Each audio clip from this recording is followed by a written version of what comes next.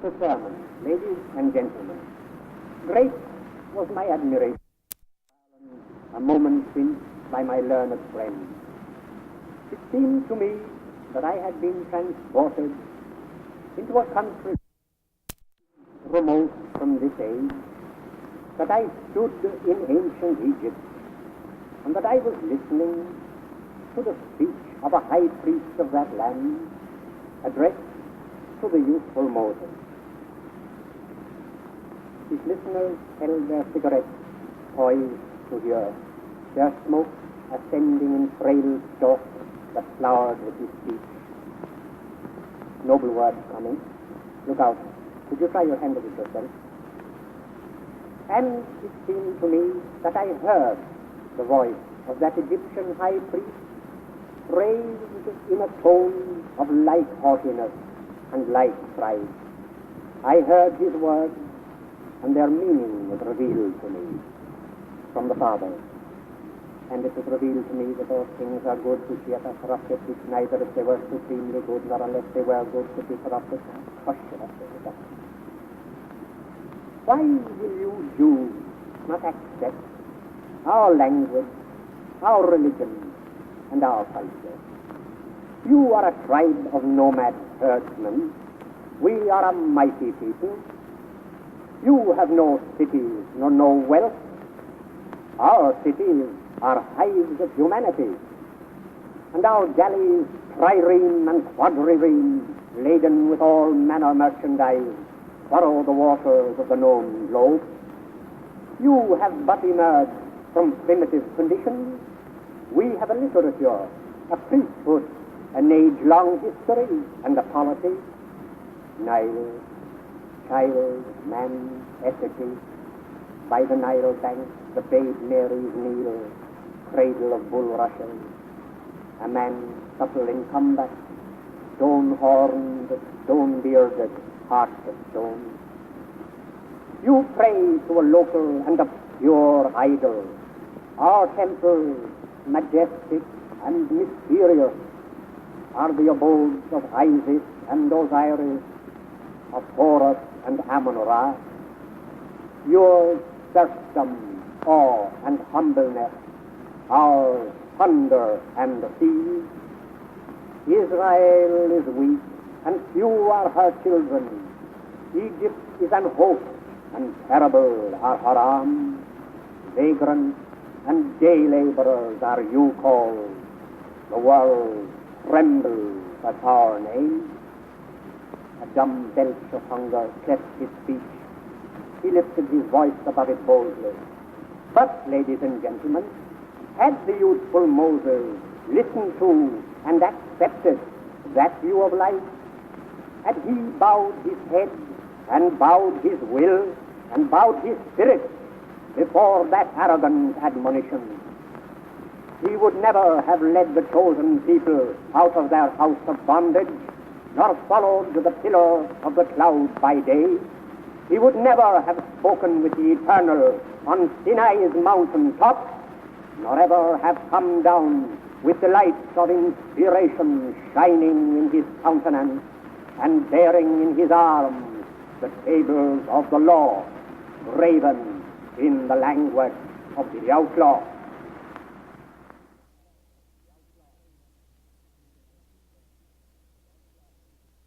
Chamber Music 1. Strings in the earth and air make music sweet. Strings by the river where the willows meet. There's music along the river, for love wanders there. Pale flowers on his mantle, dark leaves on his hair. All softly playing with head to the music bent, and fingers straying upon an instrument.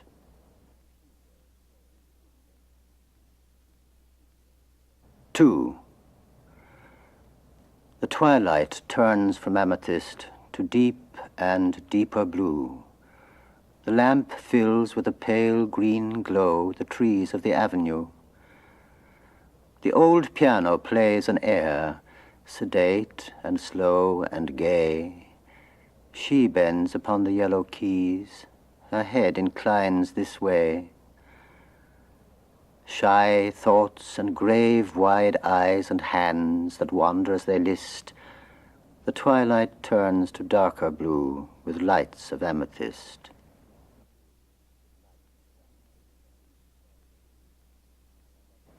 Three. At that hour when all things have repose, O lonely watcher of the skies, do you hear the night wind and the sighs of harps playing unto love to unclose the pale gates of sunrise? When all things repose, do you alone awake to hear the sweet harps play to love before him on his way, and to the night wind answering in antiphon till night is overgone? Play on, invisible harps, unto love, whose way in heaven is aglow at that hour when soft lights come and go. Soft, sweet music in the air above and in the earth below.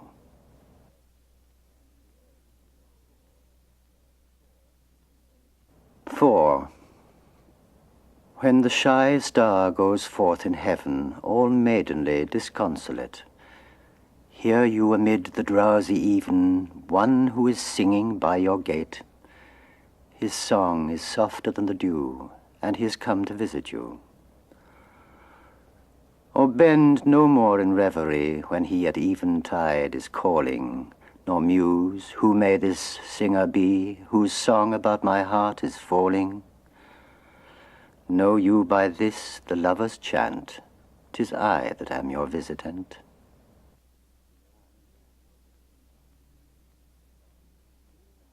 Five. Lean out of the window, golden hair, I heard you singing a merry air.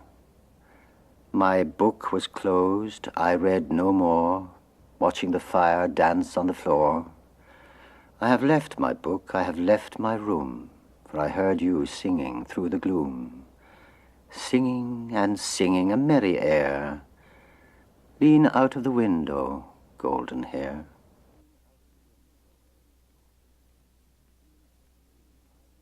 Six.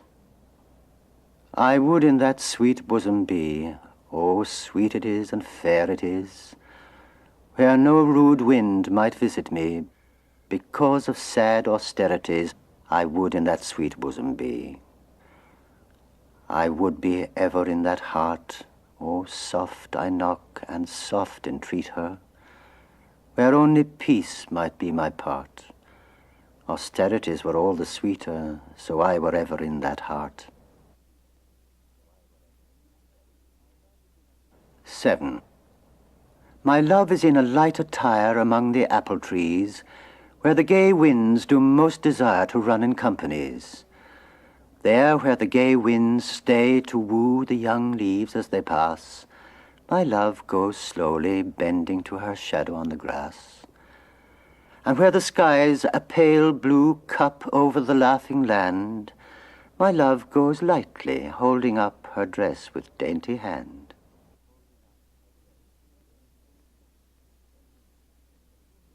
8. Who goes amid the green wood with springtide all adorning her? Who goes amid the merry greenwood to make it merrier? Who passes in the sunlight by ways that know the light footfall? Who passes in the sweet sunlight with mien so virginal? The ways of all the woodland gleam with a soft and golden fire. For whom does all the sunny woodland carry so brave attire? Oh, it is for my true love the woods their rich apparel wear. Oh, it is for my own true love that is so young and fair.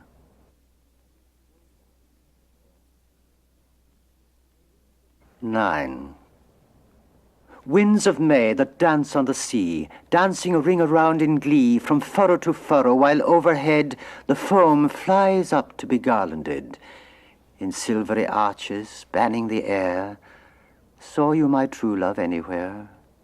Well a day for the winds of May. Love is unhappy when love is away.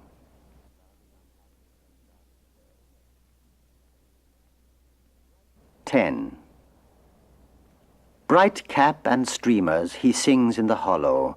Come follow, all you that love.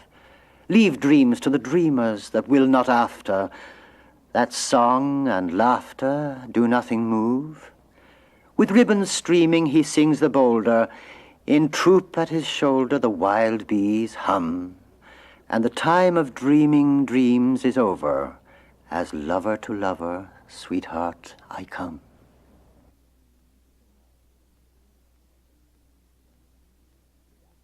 (11) Bid adieu, adieu, adieu, bid adieu to girlish days.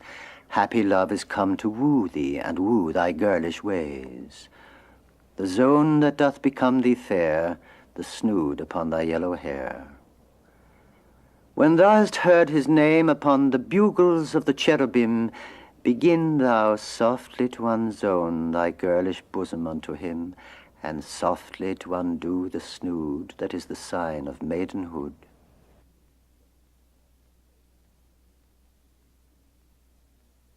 (12) What counsel has the hooded moon put in thy heart, my shyly sweet, of love in ancient plenilune, glory and stars beneath his feet? A sage that is but kith and kin with the comedian Capuchin.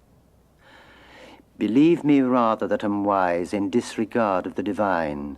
A glory kindles in those eyes, trembles to starlight, mine, oh mine. No more be tears in moon or mist for thee, sweet sentimentalist.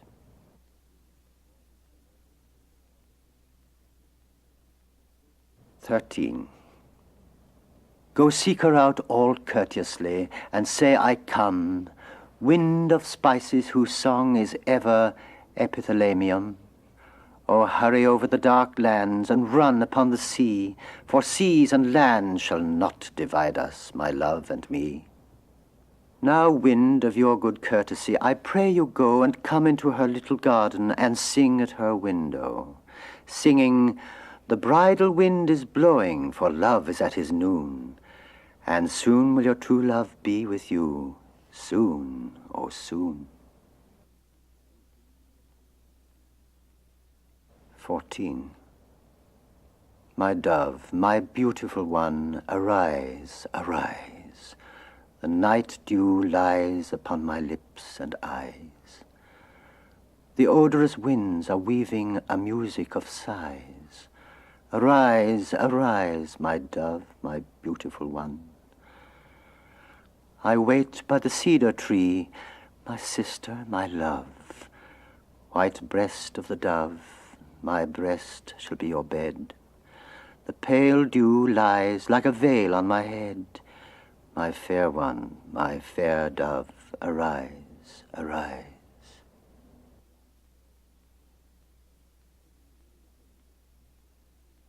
15. From dewy dreams, my soul, arise, from love's deep slumber and from death.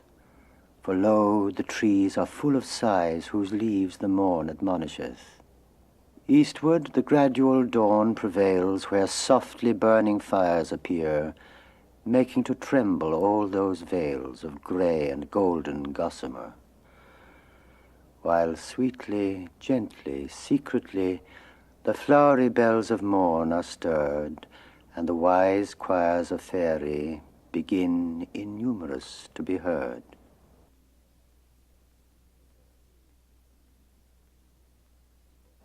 16. Oh, cool is the valley now, and there, love, will we go, for many a choir is singing now, where love did sometime go. And hear you not the thrushes calling, calling us away? Oh, cool and pleasant is the valley, and there, love, will we stay.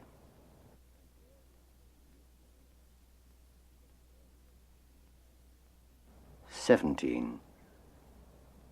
Because your voice was at my side, I gave him pain. Because within my hand I held your hand again. There is no word nor any sign can make amend.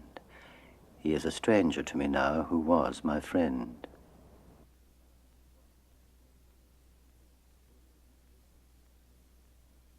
18. O sweetheart, hear you your lover's tale. A man shall have sorrow when friends him fail. For he shall know then friends be untrue, and a little ashes their words come to. But one unto him will softly move, and softly woo him in ways of love. His hand is under her smooth, round breast, so he who has sorrow shall have rest.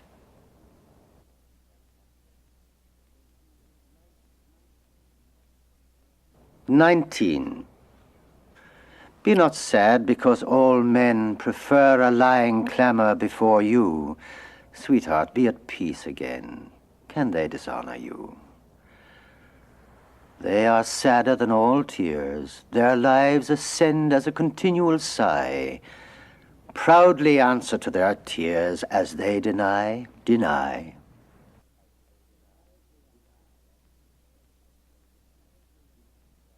20. In the dark pine wood I would we lay, in deep cool shadow at noon of day. How sweet to lie there, sweet to kiss, where the great pine forest annihiled is. Thy kiss descending sweeter were with the soft tumult of thy hair. O unto the pine wood at noon of day, come with me now, sweet love, away.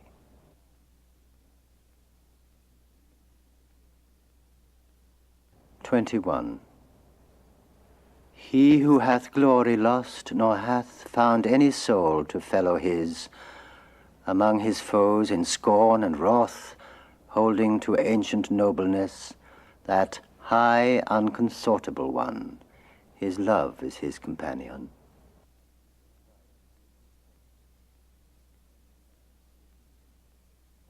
22. Of that so sweet imprisonment my soul, dearest, is fain, soft arms that woo me to relent and woo me to detain. Ah, could they ever hold me there, gladly were I a prisoner. Dearest, through interwoven arms by love made tremulous, that night allures me where alarms no wise may trouble us, but sleep to dreamier sleep be wed, where soul with soul lies prisoned.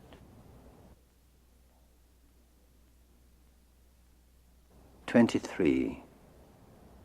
This heart that flutters near my heart, my hope and all my riches is, unhappy when we draw apart, and happy between kiss and kiss.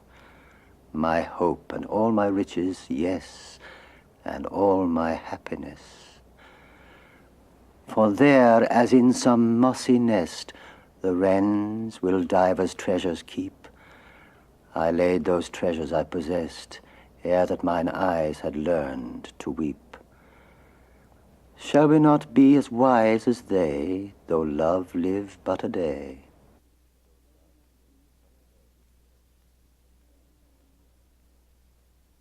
24. Silently she's combing her long hair, silently and graciously with many a pretty air.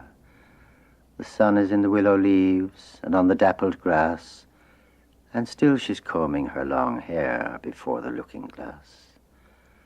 I pray you, cease to comb out your long hair, for I have heard of witchery under a pretty air that makes as one thing to the lover, staying and going hence, all fair, with many a pretty air and many a negligence.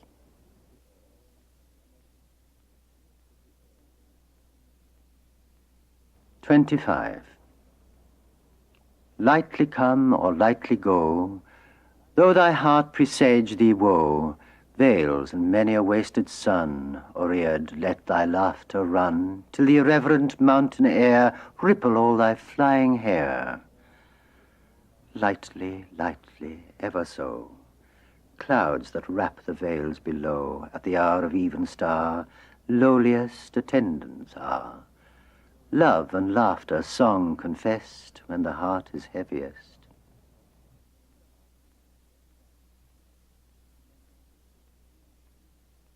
26. Thou leanest to the shell of night, dear lady, a divining ear. In that soft choiring of delight, what sound hath made thy heart to fear?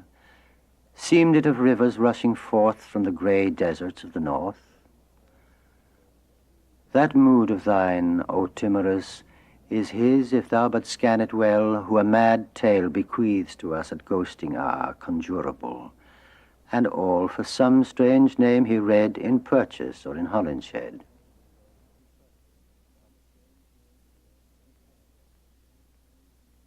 "27.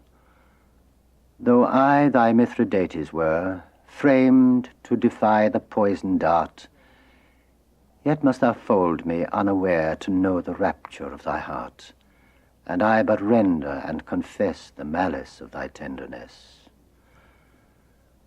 For elegant and antique phrase, dearest, my lips wax all too wise, nor have I known a love whose praise our piping poets solemnize, neither a love where may not be ever so little falsity.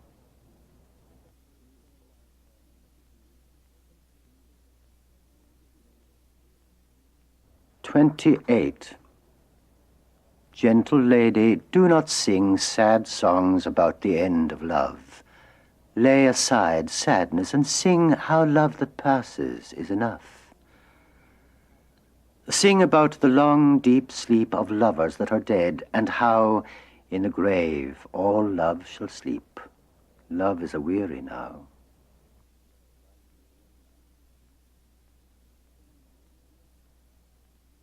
29. Dear heart, why will you use me so? Dear eyes that gently me upbraid, still are you beautiful, but oh, how is your beauty raimented? Through the clear mirror of your eyes, through the soft cry of kiss to kiss, desolate winds assail with cries the shadowy garden where love is. And soon shall love dissolved be, when over us the wild winds blow. But you, dear love, too dear to me, alas, why will you use me so?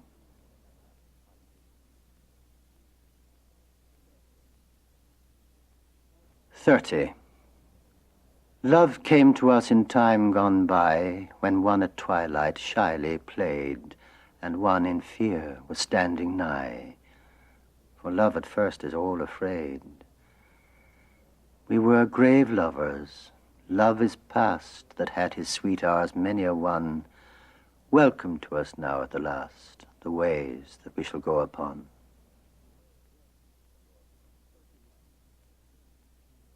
31. Oh, it was out by Donnycarney, when the bat flew from tree to tree, my love and I did walk together, and sweet were the words she said to me.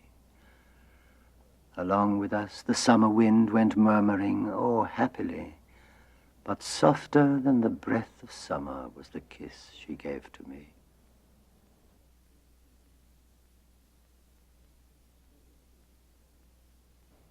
32.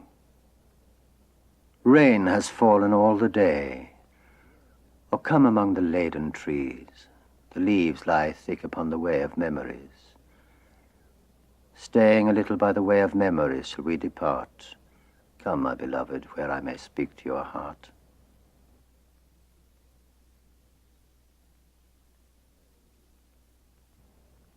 33.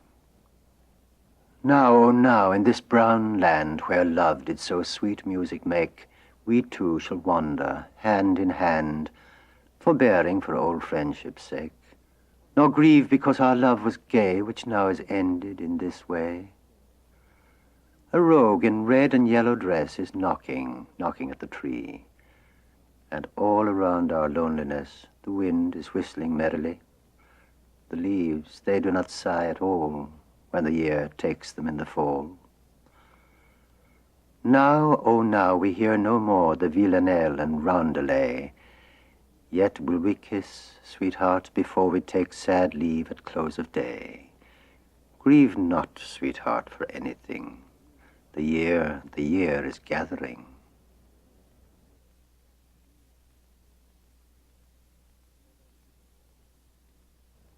34.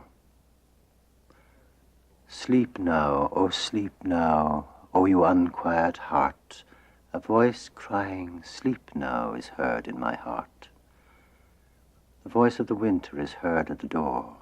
O sleep, for the winter is crying, sleep no more. My kiss will give peace now and quiet to your heart. Sleep on in peace now, O you unquiet heart.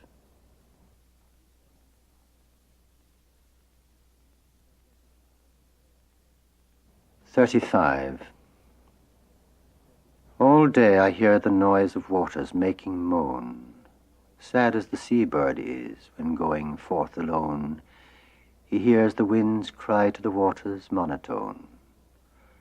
The grey winds, the cold winds are blowing where I go.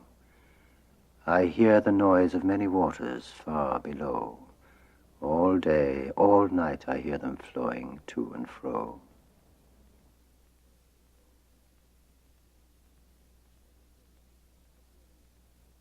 36. I hear an army charging upon the land, and the thunder of horses plunging, foam about their knees. Arrogant in black armor behind them stand, disdaining the reins, with fluttering whips the charioteers. They cry into the night their battle name. I moan in sleep when I hear afar their whirling laughter. They cleave the gloom of dreams, a blinding flame, clanging, clanging upon the heart as upon an anvil. They come shaking in triumph their long green hair. They come out of the sea and run shouting by the shore. My heart, have you no wisdom thus to despair? My love, my love, my love, why have you left me alone?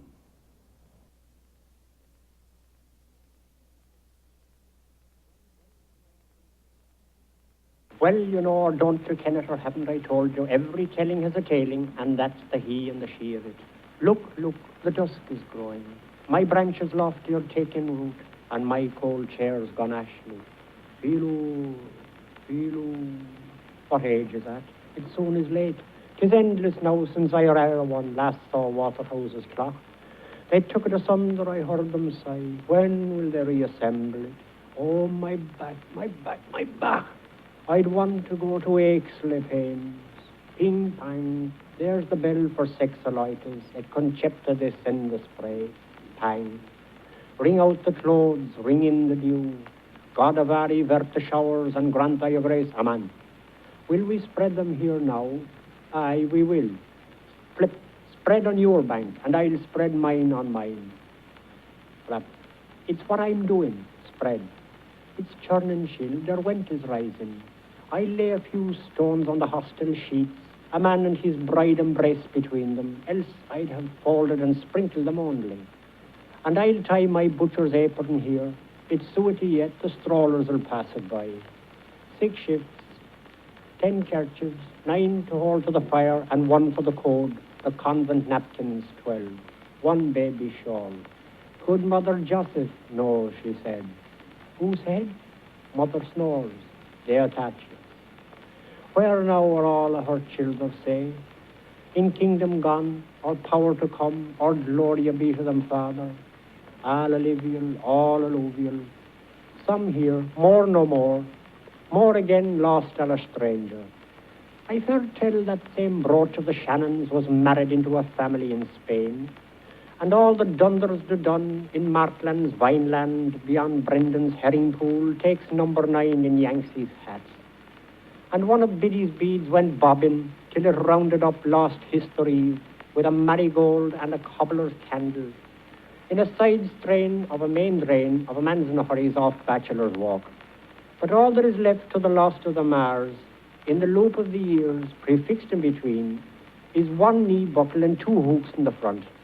Do you tell me that now? I do in troth. Or rara pro orbis et pur las animas. O saula, we're umbers all. Monsieur, didn't you hear it a deluge of times? Over and over, respond to spond. You did, I need. It's that ear of wadding I've stuck in my eyes. It all but hushes and leaves the sound. Oh, Orinoco, what's your trouble? Is that the great Finn leader himself, in his joy Pomona, on his statue riding the high horse there for Hengist? Father of authors, it is himself. Yon there, is it that? On Fallerine Common, you're thinking of Astley's amphitheatre, where the bobby or a stranger making sugar-stuffed pouts to the ghost white horse of the Peppers. Throw the cobwebs from your eyes, woman, and spread your washing proper. It's well I know your sort of slop. Ireland sober as Ireland stiff. Lord, help you, Maria, full of grease, the Lord is with me. Your prayers. Aye, so, Madam Angot. Were you lifting your elbow till us glazy cheeks in Conway's Carrigacorrad canteen? Was I what hobbledy hips? Flop. Your rear gates creak o' Roman, but your butts disagree. Haven't I up since the damp dawn? Martyred Mary, all a cook, with Corrigan's pulse and varicose veins, my pram axle smashed, Alice Jane in decline, and my one-eyed mongrel twice run over, soaking and bleaching boiler rags, and sweating cold, a widow like me, for to deck my tennis champion son, the laundryman with the lavender flannels.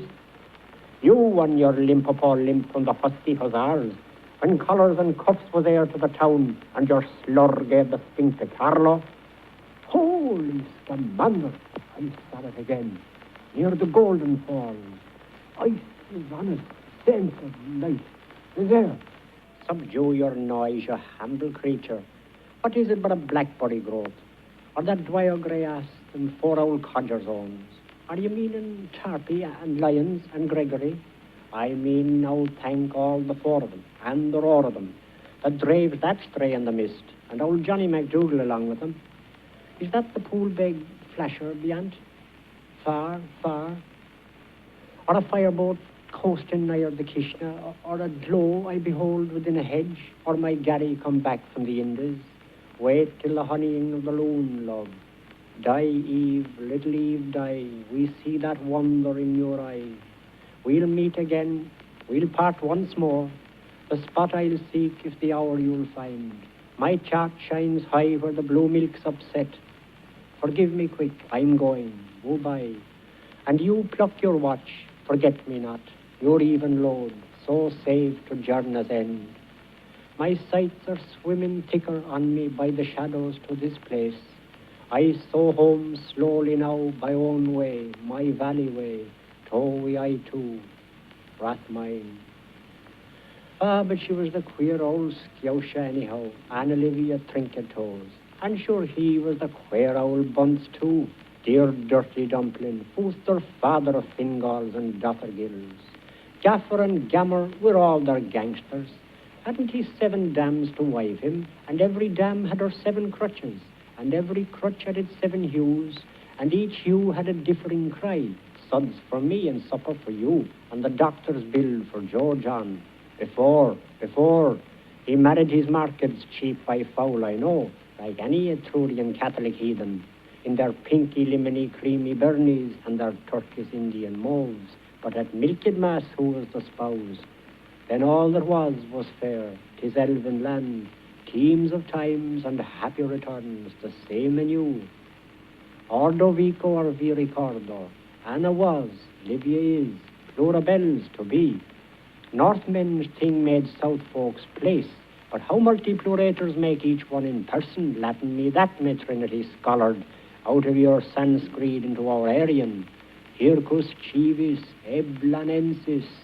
He had buck-goat paps on him, soft ones, for orphans. Oh, Lord, twins of his bosom, Lord save us.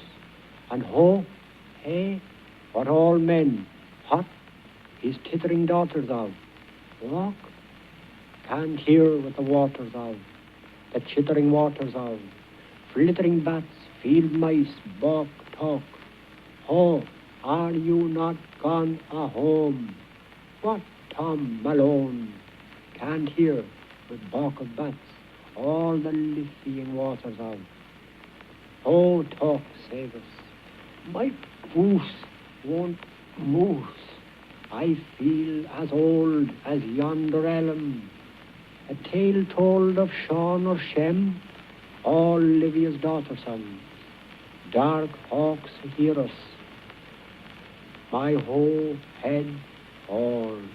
I feel as heavy as yonder stone. Tell me of Sean or Sean. Who were Shem and Sean, the living sons and daughters of? Night now, tell me, Elm. Night, night, tell me tale of stem of stone, beside the rivering waters of, hither and thithering waters of, night.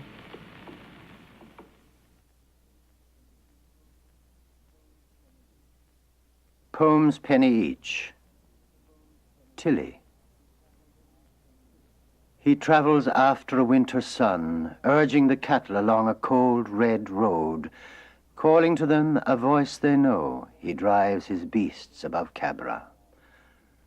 The voice tells them home is warm. They moo and make brute music with their hoofs. He drives them with a flowering branch before him, smoke pluming their foreheads. Puer, bond of the herd, tonight stretch full by the fire. I bleed by the black stream for my torn bow. Watching the needle boats at San Saba, I heard their young hearts crying loveward above the glancing oar, and heard the prairie grasses sighing, no more, return no more. O hearts, O sighing grasses, vainly your love-blown bannerets mourn. No more will the wild wind that passes return, no more return.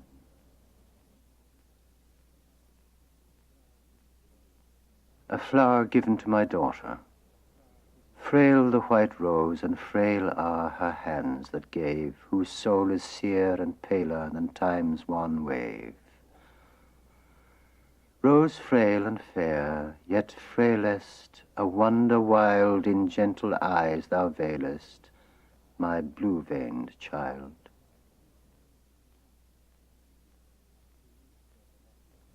She weeps over Rahoon. Rain on Rahoon falls softly, softly falling, where my dark lover lies. Sad is his voice that calls me, sadly calling at grey moonrise.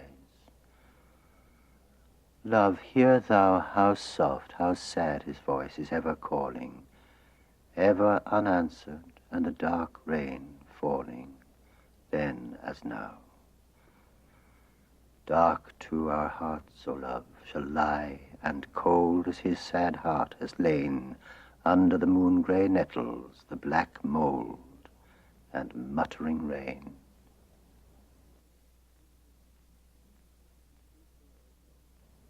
Tutto è sciolto. A birdless heaven, sea dusk, one lone star piercing the west. As thou, fond heart, love's time, so faint, so far, rememberest. The clear young eyes' soft look, the candid brow, the fragrant hair, falling as through the silence falleth now, dusk of the air. Why then, remembering those shy, sweet lures, repine, when the dear love she yielded with a sigh was all but thine? On the beach at Fontana, wind whines and whines the shingle, the crazy pier stakes groan. A senile sea numbers each single slime-silvered stone.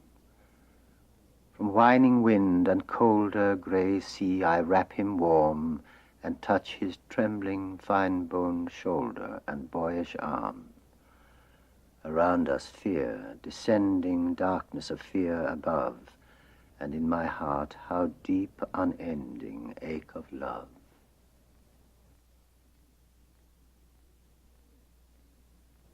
Simples. Of cool, sweet dew and radiance mild, the moon a web of silence weaves in the still garden where a child gathers the simple salad leaves. A moon-dew stars her hanging hair, and moonlight kisses her young brow, and gathering she sings an air, fair as the wave is, fair art thou. Be mine, I pray, a waxen ear to shield me from her childish croon, and mine a shielded heart for her who gathers simples of the moon.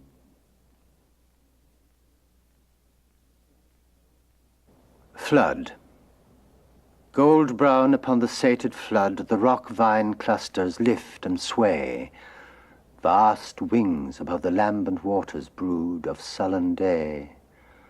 A waste of waters ruthlessly sways and uplifts its weedy mane, where brooding day stares down upon the sea in dull disdain. Uplift and sway, O golden vine, your clustered fruits to love's full flood, lambent and vast and ruthless as is thine incertitude. Night piece. Gaunt in gloom, the pale stars their torches enshrouded wave. Ghost fires from heaven's far verges faint illume. Arches on soaring arches, night's sin-dark nave. Seraphim, the lost hosts awaken to service, till in moonless gloom each lapses muted, dim, raised when she has, and shaken her thurible. And long and loud, to night's nave upsoaring, a star-knell tolls as the bleak incense surges cloud on cloud, voidward from the adoring waste of souls.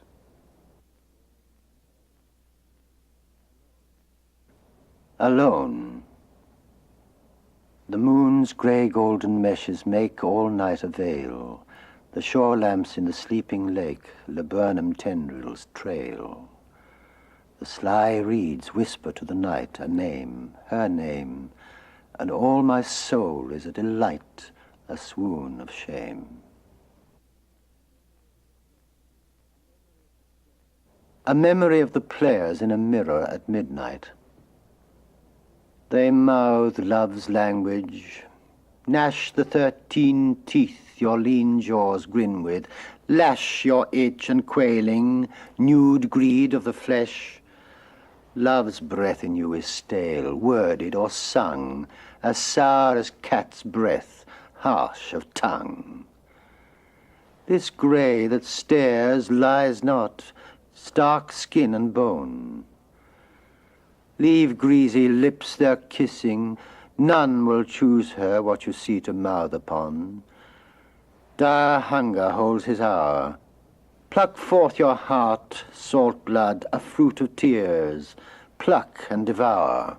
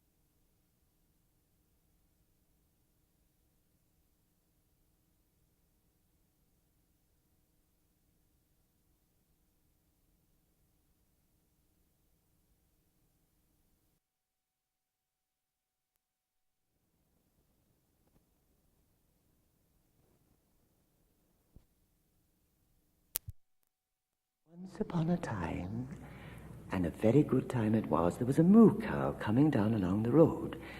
And this moo cow that was down along the road met a nice little boy named Baby Tuku. His father told him that story. His father looked at him through a glass. He had a hairy face. He was Baby Tuku. The moo cow came down the road where Betty Byrne lived. She sold lemon platt. Oh, the wild rose blossoms on the little green place. He sang that song. That was his song. Oh, the green wood bothes.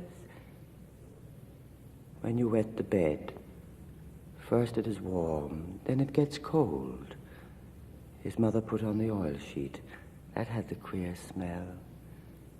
His mother had a nicer smell than his father. She played on the piano the sailor's hornpipe for him to dance. He danced.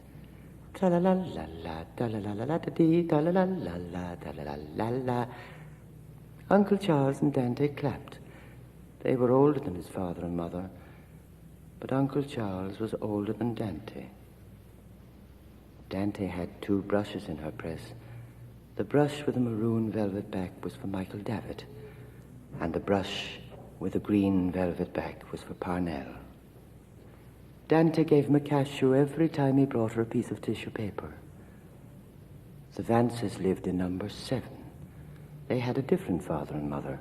They were Eileen's father and mother. When they were grown up, he was going to marry Eileen. He hid under the table. His mother said, "Oh, Stephen will apologize." Dante said, "Oh, if not, the eagles will come and pull out his eyes. Pull out his eyes. Apologize. Apologize. Pull out his eyes. Apologize. Pull out his eyes. Pull out his eyes. Apologize."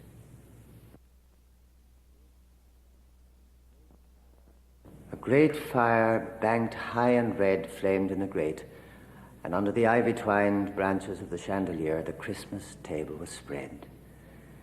They had come home a little late, and still dinner was not ready. But it would be ready in a jiffy, his mother had said. They were waiting for the door to open and for the servants to come in, holding the big dishes covered with their heavy metal covers. All were waiting. Uncle Charles, who sat far away in the shadow of the window, Dante and Mr. Casey, who sat in the easy chairs at either side of the hearth, Stephen, seated on a chair between them, his feet resting on the toasted boss. Mr. Dedalus looked at himself in the pier glass above the mantelpiece, waxed out his moustache ends, and then, parting his coat-tails, stood with his back to the glowing fire. And still, from time to time, he withdrew a hand from his coat-tail to wax out one of his moustache ends. Mr. Casey leaned his head to one side and, smiling, tapped the gland of his neck with his fingers. And Stephen smiled, too, for he knew now that it was not true that Mr. Casey had a purse of silver in his throat. He smiled to think how the silvery noise which Mr. Casey used to make had deceived him. And when he had tried to open Mr. Casey's hand to see if the purse of silver was hidden there, he had seen that the fingers could not be straightened out, and Mr. Casey had told him that he had got those 3 cramped fingers making a birthday present for Queen Victoria. Mr. Casey tapped the gland of his neck and smiled at Stephen with his sleepy eyes. And Mr. Dedalus said to him, "Yes, well, no, that's all right. Oh, we had a good walk, hadn't we, John? Yes. Well, I wonder if there's any likelihood of dinner this evening. Yes, well, no, we had a good breath of ozone round the head today. Bedad. You didn't stir out at all, Mrs. Reardon?" Dante frowned and said shortly, "No." Mr. Dedalus dropped his coat-tails and went over to the sideboard. He brought forth a great stone jar of whiskey from the locker and filled the decanter slowly, bending now and then to see how much he'd poured in. Then, replacing the jar in the locker, he poured a little of the whiskey into 2 glasses, added a little water, and came back with them to the fireplace. "A thimbleful, John, just to whet your appetite." Mr. Casey took the glass, drank, and placed it near him on the mantelpiece. Then he said, "Well, I can't help thinking of our friend Christopher manufacturing manufacturing that champagne for those fellas. Dedalus laughed loudly. Is it Christy? Christy, there's more cunning in one of those warts in his bald head than in a pack of jack foxes. And he has such a soft mouth when he's speaking to you, don't you know? He's very moist and watery about the dewlaps, God bless him. Stephen, seeing and hearing the hotel keeper through his father's face and voice, laughed. Mr. Dedalus put up his eyeglass and, staring down at him, said, "And what are you laughing at, you little puppy, you?" The servants entered and placed the dishes on the table. Mrs. Dedalus followed and the places were arranged. "Sit over," she said. Mr. Dedalus went to the end of the table. "No, Mrs. Reardon, sit over. John, sit you down, me hearty." "Now, Stephen." Stephen stood up in his place to say the grace before meals. "Bless us, O Lord, in these thy gifts, which through thy bounty we are about to receive through Christ the Lord. Amen." All blessed themselves, and Mr. Dedalus, with a sigh of pleasure, lifted from the dish the heavy cover pearled around the edge with glistening drops. Stephen looked at the plump turkey which had lain trussed and skewered on the kitchen table. He knew that his father had paid a guinea for it in Dunn's of Delir Street, and that the man had prodded it often at the breastbone to show how good it was. It was his first Christmas dinner, and he thought of his little brothers and sisters who were waiting in the nursery, as he had often waited till the pudding came. The deep, low collar and the Eton jacket made him feel queer and oldish. And that morning, when his mother had brought him down to the parlour dressed for Mass, his father had cried. That was because he was thinking of his own father, and Uncle Charles had said so too. Mr. Dedalus covered the dish and began to eat hungrily. Then he said, "Poor old Christy. He's nearly lopsided now with roguery." "Simon, you haven't given Mrs. Reardon any sauce." "Haven't I? Oh, Mrs. Reardon, pity the poor blind." Dante covered her plate with her hands and said, "No, thanks." Mr. Dedalus turned to Uncle Charles. "And how are you, officer?" "Right as the mail, Simon. You, John?" "I am all right. Go on yourself. Mary? Here, Stephen, here's something to make your hair curl." He poured sauce freely over Stephen's plate and set the boat again on the table. "Oh, that was a good answer our friend made to the cannon, Hod," said Mr. Dedalus. "Well, I didn't think he had that much in him," said Mr. Casey. "I'll pay your dues, Father, when you cease turning the house of God into a polling booth." "A nice answer," said Dante, "for any man calling himself a Catholic to give to his priest." "Yeah, well, so they've only themselves to blame," said Mr. Dedalus. "If they took a fool's advice, they'd confine their attention to religion." "It is religion. They're doing their duty in warning the people." "We go to the house of God," Mr. Casey said, "in all humility, to pray to our Maker, or not to hear election addresses." "It is religion. They're right. They must direct their flocks." "And preach politics from the altar, is it?" asked Mr. Dedalus. "Certainly. It's a question of public morality. A priest would not be a priest if he didn't tell his flock what's right and what is wrong." Mrs. Dedalus laid down her knife and fork. "Oh, for pity's sake, and pity's sake, let's have no political discussion on this day of all days in the year." "Quite right, ma'am," said Uncle Charles. "Now, Simon, that's quite enough now. Not another word now." Yes, said Mr. Dedalus. "Well, now then, who's for more turkey?" Nobody answered. Dante said, "Nice language for any Catholic to use." "Mrs. Reardon, I appeal to you," said Mrs. Dedalus, "to let the matter drop now. And am I to sit here and listen to the pastors of my church being flouted?" "Nobody's saying a word against them," said Mr. Dedalus, "as long as they don't meddle in politics." "The bishops and priests of Ireland have spoken," said Dante, "and they must be obeyed." "Well, let them leave politics alone," said Mr. Casey. "Or the people may leave their church alone." "You hear?" said Dante, turning to Mrs. Dedalus. "Mr. Casey, Simon," said Mrs. Dedalus, "let it end now." "Too bad, said Uncle Charles. "What?" cried Mr. Dedalus. "Were we to desert him at the bidding of the English people?" "He was no longer worthy to lead," said Dante. "He was a public sinner." "Ah, we're all sinners and black sinners," said Mr. Casey. "Woe be to the man by whom the scandal cometh," said Mrs. Reardon.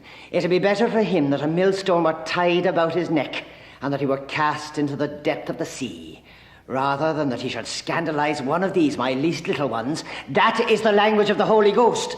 And very bad language, if you ask me, said Mr. Dedalus. Oh, Simon, Simon, said Uncle Charles, the boy. Oh, yes. I meant about the... I was thinking about the bad language of that railway porter. Well, no, that's all right. Here, Stephen, show me your plate, old chap. He's away now. Here. He heaped up the food on Stephen's plate and served Uncle Charles and Mr. Casey to large pieces of turkey and splashes of sauce. Mrs. Dedalus was eating little, and Dante sat with her hands in her lap. She was red in the face. Mr. Dedalus rooted with the carvers at the end of the dish and said, there's a tasty bit here we call the Pope's nose. Now, if any lady or gentleman... He held a piece of fowl up on the prong of the carving fork. Nobody spoke. He put it on his own plate. Well, you can't say but you were asked. I think I'd better eat it myself because I'm not well in me health lately. He winked at Stephen and, replacing the dish cover, began to eat again. There was a silence while he ate. And then he said, well, now, the day kept up fine after all. Plenty of strangers down, too. Nobody spoke. I think there were more strangers down than last Christmas. Well, my Christmas has been spoiled anyhow. There could be neither luck nor grace, Dante said, in a house where there's no respect for the pastors of the church. Mr. Dedalus threw his knife and fork noisily on his plate. Respect, he said. Is it for Billy with the lip or for the tub of guts up an arm? Respect. Princes of the church, said Mr. Casey. Lord Leitrim's coachman, yes, said Mr. Dedalus. They're the Lord's anointed, Dante said. They're an honour to their country. Tub of guts. Oh, he has a handsome face, mind you, in repose. You should see that fella lapping up his bacon and cabbage of a cold winter's day. Oh, Johnny. Really, Simon, you shouldn't speak that way before Stephen. It's not right. Oh, he'll remember all this when he grows up, said Dante hotly. The language he heard against God and religion and priests in his own home. And let him remember, too, cried Mr. Casey, the language with which the priests and the priests' pawns broke Parnell's heart and hounded him into his grave. Let him remember that, too, when he grows up. Sons of bitches, cried Mr. Dedalus. When he was down, they turned on him to betray him and rend him like rats in a sewer. Low-lived dogs. And they look it. By Christ, they look it. They behaved rightly. They obeyed their bishops and their priests. Honour to them. Well, it's perfectly dreadful to say that not even for one day in the year, said Mrs. Dedalus, can we be free from these dreadful disputes. Uncle Charles raised his hands mildly. Come now. Can we not have our opinions, whatever they are, without this bad temper and this bad language? It's too bad, surely. Mrs. Dedalus spoke to Dante in a low voice, but Dante said loudly, I will not say nothing. I will defend my church and my religion when it's insulted and spit upon by renegade Catholics. Mr. Casey pushed his plate rudely into the middle of the table. Tell me, did I tell you that story about a very famous spit? You did not, John, said Mr. Dedalus. Why then, it's a most instructive story. It happened not long ago in the County Wicklow, where we are now. And I may tell you, ma'am, that I, if you mean me, am no renegade Catholic. I'm a Catholic as my father was, and his father before him, and his father before him again, when we gave up our lives rather than sell our faith. Then more shame to you now, Dante said, to speak as you do. The story, John, said Mr. Dedalus, smiling. Let's have the story, anyhow. Catholic, indeed. The blackest Protestant in the land wouldn't speak the language I've heard this evening. Mr. Dedalus began to sway his head to and fro, crooning like a country singer. I'm no Protestant, I tell you again, said Mr. Casey, flushing. Mr. Dedalus, still crooning and swaying his head, began to sing, Oh, come on, ye Roman Catholics that never went to Mass. He took up his knife and fork again in good humour and set to eating, saying to Mr. Casey, let's have the story, John. It'll help us to digest. Stephen looked with affection at Mr. Casey's face, which stared across the table over his joined hands. He liked to sit near him at the fire, looking up at his dark, fierce face. But his dark eyes were never fierce, and his slow voice was good to listen to. But why was he then against the priests? Because Dante must be right then. But he had heard his father say that she was a spoiled nun, and that she'd come out of the convent in the Alleghenies when her brother had got the money from the savages for the trinkets and the chainies. Perhaps that made her severe against Parnell. And she didn't like him to play with Eileen, because Eileen was a Protestant. And when she was young, she knew children that used to play with Protestants, and the Protestants used to make fun of the litany of the Blessed Virgin. Tower of Ivory, they used to say, House of Gold. How could a woman be a Tower of Ivory or a House of Gold? Who was right then? And he remembered the evening in the infirmary in Clongers, the dark waters, the light of the Puer head, and the moan of sorrow from the people when they had heard. Eileen had long white hands. One evening when playing tig, she'd put her hands over his eyes, long and white and thin and cold and soft. That was ivory, a cold white thing. That was the meaning of the Tower of Ivory. The story's very short and sweet, Mr. Casey said. It was one day down in Arkla, a cold, bitter day, not long before the chief died. May God have mercy on him. He closed his eyes wearily and paused. Mr. Dedalus took a bone from his plate and tore some meat from it with his teeth, saying, "Before he was killed, you mean?" Mr. Casey opened his eyes, sighed, and went on. He was down in Arkla one day. We were down there at a meeting, and after the meeting was over, we had to make our way to the railway station through the crowd. Oh, God, such booing and baaing, man, you never heard. They called us all the names in the world. Well, there was one old lady, and a drunken old harridan she was surely, and paid all her attention to me. And she kept dancing along beside me in the mud, bawling and screaming into my face, "Priest Hunter, the Paris Funds, Mr. Fox, Kitty O'Shea." And what did you do, John? Asked Mr. Dedalus. I let her bawl away. It was a cold day, and to keep up my heart, I had, saving your presence, ma'am, a quid of Tullamore in my mouth. And sure, I couldn't say a word in any case because my mouth was full of tobacco juice. Well, John, well, I let her bawl away to her heart's content, Kitty O'Shea and the rest of it, till at last she called that lady a name that I won't sully this Christmas board. Now, your ears, ma'am, now my own lips be repeating. He paused. Mr. Dedalus, lifting his head from the bone, asked, "And what did you do, John?" "Do?" said Mr. Casey. "She stuck her ugly old face up at me when she said it, and I had my mouth full of tobacco juice. I bent down to her, and says I to her like that, right into her eye. Oh, Jesus, Mary and Joseph, says she, I'm blinded and drowned. Oh, God." Mr. Dedalus laughed loudly too and lay back in his chair while Uncle Charles swayed his head to and fro. Dante looked terrible angry. "Very nice. Very nice." Mr. Dedalus gave a snort of contempt. "Ah, John," he said, "it's true for them. We're an unfortunate, priest-ridden race, and always were and always will be till the end of the chapter." Uncle Charles shook his head. A bad business, a bad business. A priest-ridden, God-forsaken race. He pointed to the portrait of his grandfather on the wall to his right. "Do you see that old chap up there, John? He was a good Irishman when there was no money in the job. He was condemned to death as a white boy. But he had a saying about all clerical friends that he'd never let one of them put his 2 feet under his mahogany." Dante broke in angrily. "If we are a priest-ridden race, we ought to be proud of it. They're the apple of God's eye. Touch them not, says Christ, for they are the apple of my eye. And can we not love our country then?" asked Mr. Casey. "Are we not to follow the man that was born to lead us? A traitor to his country, a traitor, an adulterer. The priests were right to abandon him. The priests were always the true friends of Ireland." "Were they, faith?" said Mr. Casey. "Didn't the bishops of Ireland betray us in the time of the Union, when Bishop Lanigan presented an address of loyalty to the Marquis Cornwallis? Didn't the bishops and priests sell the aspirations of their country in 1829 in return for Catholic emancipation? Didn't they denounce the Fenian movement from the pulpit and in the confession box? And didn't they dishonour the ashes of Terence Bellew McManus?" His face was glowing with anger, and Stephen felt the glow rise to his own cheek as the spoken words thrilled him. Mr. Daedalus uttered a guffaw of coarse scorn. Be God, he cried.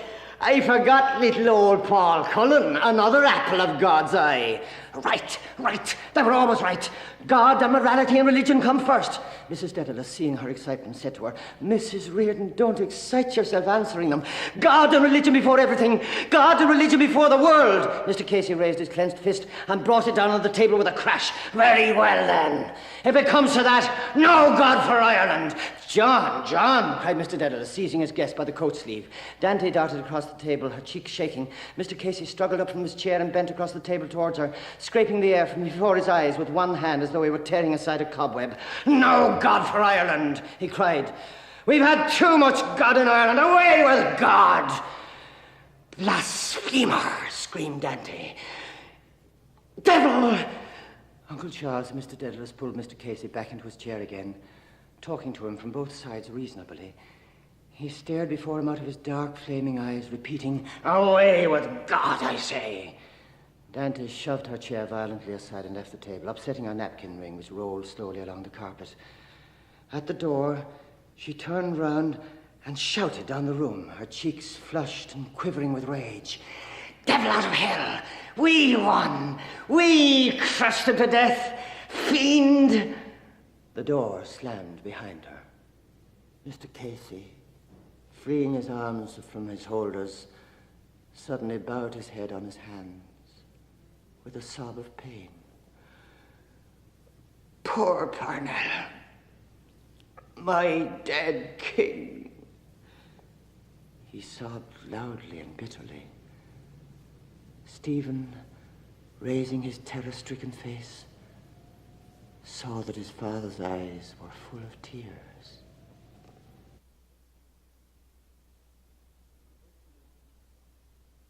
He could wait no longer. From the door of Byron's public house to the gate of Clontarf Chapel, from the gate of Clontarf Chapel to the door of Byron's public house, and then back again to the chapel, and then back again to the public house, he had paced slowly at first, planting his steps scrupulously in the spaces of the patchwork of the footpath, then timing their fall to the fall of verses. A full hour had passed since his father had gone in with Dan Crosby, the tutor, to find out for him something about the university. For a full hour he had paced up and down, waiting. But he could wait no longer. He set off abruptly for the Bull Wall, walking rapidly lest his father's shrill whistle might call him back, and in a few moments he had rounded the curve of the police barrack and was safe. Yes, his mother was hostile to the idea, as he had read from her listless silence. Yet her mistrust pricked him more keenly than his father's pride, and he thought coldly how he had watched the faith which was fading down in his soul, aging and strengthening in her eyes. A dim antagonism gathered force within him and darkened his mind as a cloud against her disloyalty. And when it passed, cloud-like, leaving his mind serene and dutiful towards her again, he was made aware dimly and without regret of a first noiseless sundering of their lives. The university. So he had passed beyond the challenge of the centuries who had stood as guardians of his boyhood, and had sought to keep him among them that he might be subject to them and serve their ends. Pride after satisfaction uplifted him like long, slow waves. The end he had been born to serve, yet did not see, had led him to escape by an unseen path. And now it beckoned to him once more, and a new adventure was about to be opened to him. It seemed to him that he heard notes of fitful music leaping upwards a tone and downwards a diminished fourth, upwards a tone and downwards a major third, like triple branching flames leaping fitfully, flame after flame, out of a midnight wood. It was an elfin prelude, endless and formless, and as it grew wilder and faster, the flames leaping out of time, he seemed to hear from under the boughs and grasses wild creatures racing, their feet pattering like rain upon the leaves. Their feet passed in pattering tumult over his mind, the feet of hares and rabbits, the feet of harts and hinds and antelopes, until he heard them no more and remembered only a proud cadence from Newman, whose feet are as the feet of hearts, and underneath the everlasting arms. The pride of that dim image brought back to his mind the dignity of the office he had refused. All through his boyhood he had mused upon that which he had so often thought to be his destiny, and when the moment had come for him to obey the call, he had turned aside, obeying a wayward instinct. Now time lay between. The oils of ordination would never anoint his body. He had refused. Why? He turned seaward from the road at Dollymount, and as he passed onto the thin wooden bridge, he felt the planks shaking with the tramp of heavily shod feet. A squad of Christian brothers was on its way back from the Bull and had begun to pass, 2 by 2, across the bridge. Soon the whole bridge was trembling and resounding. The uncouth faces passed him, 2 by 2, stained yellow or red or livid by the sea. And as he strove to look at them with ease and indifference, a faint stain of personal shame and commiseration rose to his own face. Angry with himself, he tried to hide his face from their eyes by gazing down sideways into the shallow, swirling water under the bridge. But he still saw a reflection therein of their top-heavy silk hats and humble, tape-like collars and loosely hanging clerical clothes. Brother Hickey, Brother Quaid, Brother McArdle, Brother Keogh. Their piety would be like their names, like their faces, like their clothes. And it was idle for him to tell himself that their humble and contrite hearts, it might be, paid a far richer tribute of devotion than his had ever been, a gift tenfold more acceptable than his elaborate adoration. It was idle for him to move himself to be generous towards them, to tell himself that if he ever came to their gates, stripped of his pride, beaten and in beggar's weeds, that they would be generous towards him, loving him as themselves. Idle and embittering, finally, to argue against his own dispassionate certitude that the commandment of love bade us not to love our neighbor as ourselves with the same amount and intensity of love, but to love him as ourselves with the same kind of love. He drew forth a phrase from his treasure and spoke it softly to himself. A day of dappled sea-born clouds. The phrase and the day and the scene harmonized in accord. Words. Was it their colors? He allowed them to glow and fade, hue after hue. Sunrise gold, the russet and green of apple orchards, azure of waves, the gray-fringed fleece of clouds. No, it was not their colors. It was the poise and balance of the period itself. Did he then love the rhythmic rise and fall of words better than their associations of legend and color? Or was it that being as weak of sight as he was shy of mind, he drew less pleasure from the reflection of the glowing, sensible world through the prism of a language many-colored and richly storied, than from the contemplation of an inner world of individual emotions mirrored perfectly in a lucid, supple, periodic prose? He passed from the trembling bridge onto firm land again.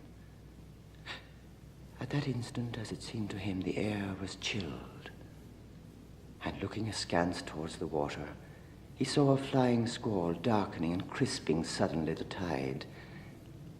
A faint click at his heart, a faint throb in his throat, told him once more of how his flesh dreaded the cold, infra-human odor of the sea. Yet he did not strike across the downs on his left, but held straight on along the spine of rocks that pointed against the river's mouth. A veiled sunlight lit up faintly the grey sheet of water where the river was embayed. In the distance, along the course of the slow-flowing Liffey, slender masts flecked the sky, and more distant still, the dim fabric of the city lay prone in haze. Like a scene on some vague arras, old as man's weariness, the image of the seventh city of Christendom was visible to him across the timeless air. No older, nor more weary, nor less patient of subjection than in the days of the Tingmot. Disheartened, he raised his eyes towards the slow-drifting clouds, dappled and sea-born. They were voyaging across the deserts of the sky, a host of nomads on the march, voyaging high over Ireland, westward bound. The Europe they had come from lay out there beyond the Irish Sea.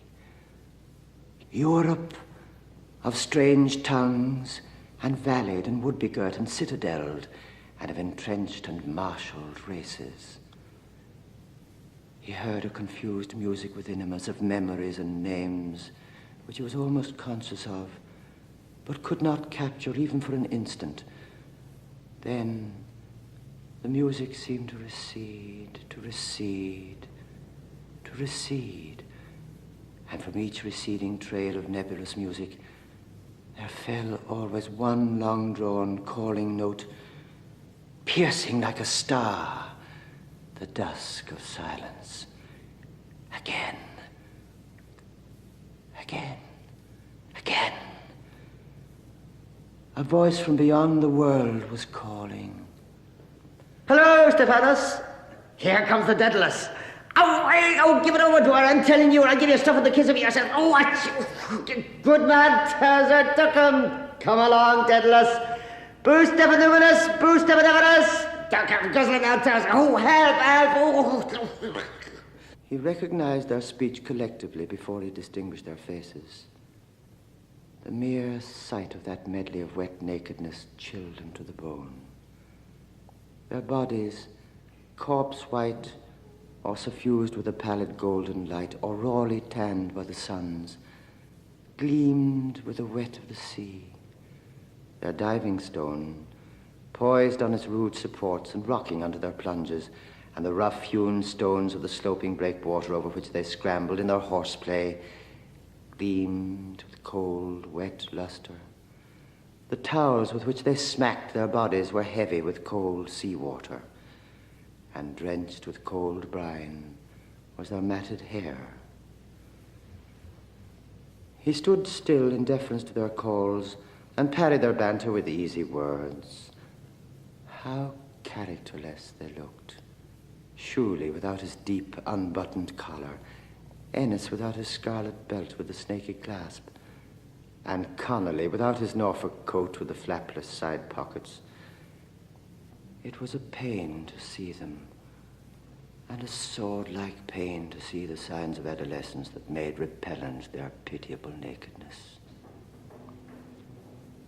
Perhaps they'd taken refuge in number and noise from the secret dread in their souls.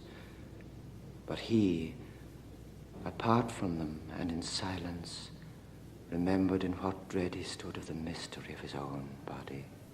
Stephanus Daedalus, Bruce Stephanus, Bruce Stephanus. Their banter was not new to him, and now it flattered his mild, proud sovereignty. Now, as never before, his strange name seemed to him a prophecy. So timeless seemed the grey, warm air, so fluid and impersonal his own mood, that all ages were as one to him. A moment before, the ghost of the ancient kingdom of the Danes had looked forth through the vesture of the haze-wrapped city. Now, at the name of the fabulous artificer, he seemed to hear the noise of dim waves, and to see a winged form flying above the waves and slowly climbing the air. What did it mean? Was it a quaint device opening a page of some medieval book of prophecies and symbols? A hawk-like man flying sunward above the sea, a prophecy of the end he had been born to serve and had been following through the mists of childhood and boyhood, a symbol of the artist forging anew in his workshop out of the sluggish matter of the earth, a new, soaring, impalpable, imperishable being. His heart trembled, his breath came faster, and a wild spirit passed over his limbs as though he was soaring sunward. His heart trembled in an ecstasy of fear, and his soul was in flight. His soul was soaring in an air beyond the world, and the body he knew was purified in a breath, and delivered of incertitude, and made radiant, and commingled with the element of the spirit. An ecstasy of flight made radiant his eyes, and wild his breath, and tremulous and wild and radiant his wind-swept limbs. 1, 2, hey, look out! Oh, Christ, I'm drowned. 1, 2, 3, and away. The next. 1, oh, Stephen Everest. His throat ached with the desire to cry aloud, the cry of a hawk or eagle on high, to cry piercingly of his deliverance to the winds. This was the call of life to his soul, not the dull, gross voice of the world of duties and despair, not the inhuman voice that had called him to the pale service of the altar. An instant of wild flight had delivered him, and the cry of triumph which his lips withheld cleft his brain. Stephen Everest! What were they now but the cerements shaken from the body of death? The fear he had walked in night and day, the incertitude that had ringed him round, the shame that had abased him within and without. Cerements, the linens of the grave. His soul had arisen from the grave of boyhood, spurning her grave clothes. Yes, he would create proudly out of the freedom and power of his soul. As the great artificer whose name he bore, a living thing, new and soaring and beautiful, impalpable, imperishable. He started up nervously from the stone block, for he could no longer quench the flame in his blood. He felt his cheeks aflame and his throat throbbing with song. There was a lust of wandering in his feet that burned to set out for the ends of the earth. On, his heart seemed to cry. Evening would deepen above the sea, night fall upon the plains, dawn glimmer before the wanderer, and show him strange fields and hills and faces. Where? He looked northward towards Hoth. The sea had fallen below the line of sea wrack on the shallow side of the breakwater, and already the tide was running out fast along the foreshore. Already one long oval bank of sand lay warm and dry amid the wavelets. Here and there warm miles of sand gleamed above the shallow tides, and about the isles and around the long bank and amid the shallow currents of the beach were light-clad figures wading and delving. In a few moments he was barefoot, his stockings folded in his pockets, and his canvas shoes dangling by their knotted laces over his shoulders. And picking a pointed salt-eaten stick out of the jetsam among the rocks, he clambered down the slope of the breakwater. There was a long rivulet in the strand, and as he waded slowly up its course, he wondered at the endless drift of seaweed, emerald and black and russet and olive. It moved beneath the current, swaying and turning. The water of the rivulet was dark with endless drift and mirrored the high drifting clouds. The clouds were drifting above him silently, and silently the sea tangle was drifting below him, and the grey, warm air was still, and a new wild life was singing in his veins. Where was his boyhood now? Where was the soul that had hung back from her destiny to brood alone upon the shame of her wounds, and in her house of squalor and subterfuge to queen it in faded cerements and in wreaths that withered at the touch? Oh, where was he? He was alone. He was unheeded, happy, and near to the wild heart of life. He was alone and young and willful and wild-hearted, alone amid a waste of wild air and brackish waters and the sea harvest of shells and tangle and veiled grey sunlight and gay-clad, light-clad figures of children and girls and voices childish and girlish in the air. A girl stood before him in midstream, alone and still, gazing out to sea. She seemed like one whom magic had changed into the likeness of a strange and beautiful seabird.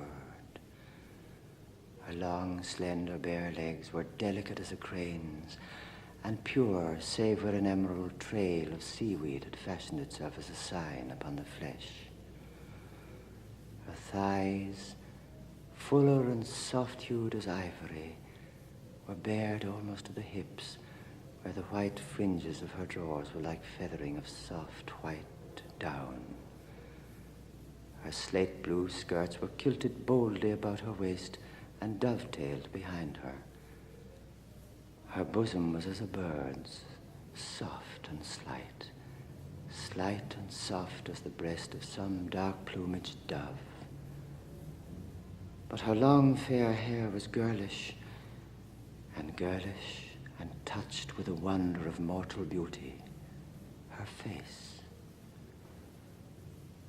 She was alone and still, gazing out to sea. And when she felt his presence and the worship of his eyes, her eyes turned to him in quiet sufferance of his gaze, without shame or wantonness. Long she suffered his gaze, and then quietly withdrew her eyes from his and bent them towards the stream, gently stirring the water with her foot hither and thither. The first faint noise of gently moving water broke the silence, low and faint and whispering, faint as the bells of sleep, hither and thither, and a faint flame trembled on her cheek. Heavenly God, cried Stephen's soul, in an outburst of profane joy. He turned away from her suddenly and set off across the strand. His cheeks were aflame. His body was aglow. His limbs were trembling. On and on and on and on he strode, far out over the sands, singing wildly to the sea, crying to greet the advent of the life that had cried to him. Her image had passed into his soul forever, and no word had broken the holy silence of his ecstasy. Her eyes had called him, and his soul had leaped to the call. To live, to err, to fall, to triumph, to recreate life out of life. A wild angel had appeared to him, the angel of mortal youth and beauty, an envoy from the fair courts of life, to throw open before him in an instant of ecstasy the gate of all the ways of error and glory, on and on and on and on. He halted suddenly and heard his heart in the silence. How far had he walked? What hour was it? There was no human figure near him, nor any sound borne to him over the air. The tide was near the turn, and already the day was on the wane. He turned landward and ran towards the shore, and running up the sloping beach, reckless of the sharp shingle, found a sandy nook amid a ring of tufted sand knolls. and lay down there that the peace and silence of the evening might still the riot of his blood. He felt above him the vast indifferent dome and the calm processes of the heavenly bodies, and the earth beneath him, the earth that had borne him, had taken him to her breast. He closed his eyes in the languor of sleep. His eyelids trembled as if they felt the vast cyclic movement of the earth and her watchers, trembled as if they felt the strange light of some new world. His soul was swooning into some new world, fantastic, dim, uncertain as undersea, traversed by cloudy shapes and beings. A world, a glimmer, or a flower. Glimmering and trembling, trembling and unfolding, a breaking light, an opening flower. It spread in endless succession to itself, breaking in full crimson and unfolding and fading to palest rose, leaf by leaf and wave of light by wave of light, flooding all the heavens with its soft flushes, every flush deeper than other. Evening had fallen when he woke, and the sand and arid grasses of his bed glowed no longer. He rose slowly, and recalling the rapture of his sleep, sighed at its joy. He climbed at the crest of the sandhill and gazed about him. Evening had fallen. A rim of the young moon cleft the pale waste of skyline, the rim of a silver hoop embedded in grey sand, and the tide was flowing in fast to the land with a low whisper of her waves, islanding a few last figures in distant pools.